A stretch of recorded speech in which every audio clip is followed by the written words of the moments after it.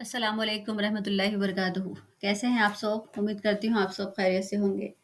اللہ تعالیٰ ہم سب کو اچھا رکھے، ہم سب کی جائز تمنائیں پوری کرے اور ہر اس چیز سے نوازے جس میں خیر و برکت ہو، راحت ہو، سکون ہو اور صحت ہو۔ آمین ثم آمین۔ بسم اللہ الرحمن الرحیم۔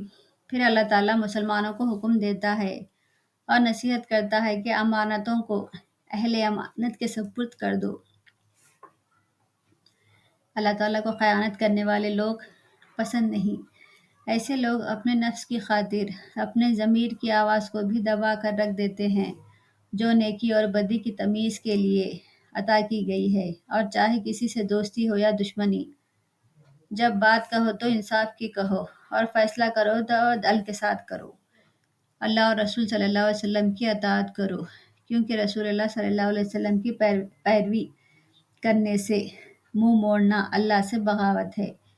اور اس کے بعد مسلمان جماعتوں کے جو مسلمان سربراہ ہیں ان کی اطاعت ضروری ہے، بشرطے کہ وہ اہل ایمان ہو، اور مسلمانوں کے درمیان یا حکومت اور رعایا کے درمیان جو بھی نزاع ہو اس میں فیصلے کے لیے قرآن و سنت کی طرف رخ کر کے بھی جو بھی فیصلہ وہاں سے ہو تو اس کے آگے سر تسلیم خم کرے، اور تمہارے ساتھ جو نیک سلوک کرے تو تم بھی اس کے ساتھ اس سے اچھا برتاؤ کرو۔ اور اگر کوئی شخص کوئی برا فعل کرے اور اپنے نفس پر ظلم کر جائے، پھر اس کا احساس ہو اور وہ اللہ کے آگے توبہ کرے تو اللہ تعالیٰ معاف کرنے والا ہے، بشرطے کہ وہ دوبارہ اس برائی کے نزدیک نہ جائے۔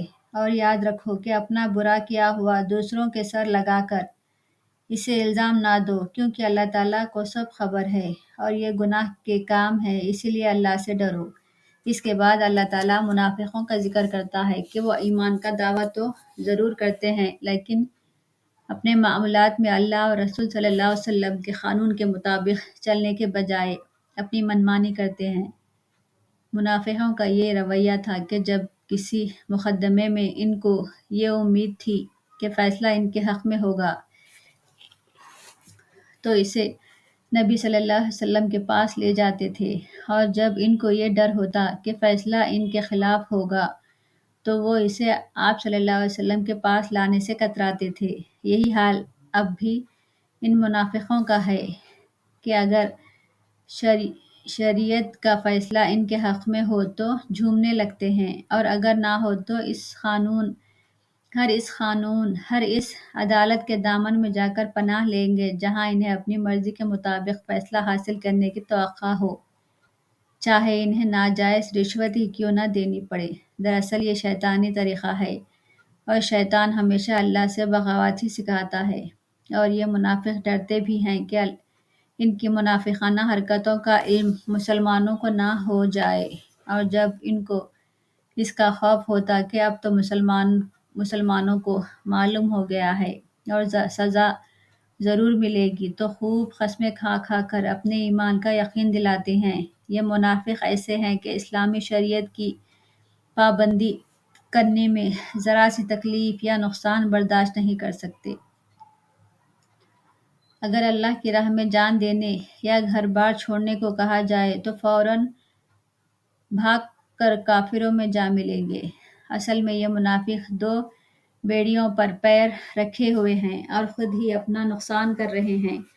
اگر وہ اللہ اور رسول صلی اللہ علیہ وسلم کی اطاعت کر کے مسلمانوں ہی کے گروپ میں رہتے تو ان کو اللہ کی طرف سے بہت اجر ملتا ہے۔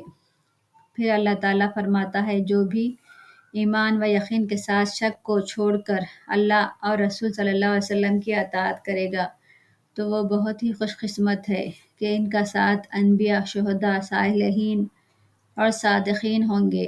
ان کو دنیا میں بھی نیک لوگوں کی سوسائٹی نصیب ہوگی اور آخرت میں بھی وہ نیک لوگوں کے ساتھ ہوں گے۔ شہداء کا مطلب ہے ایسے مسلمان جو اپنے ایمان کی صداقت پر اپنی زندگی کے پورے طرز عمل سے شہادت دے۔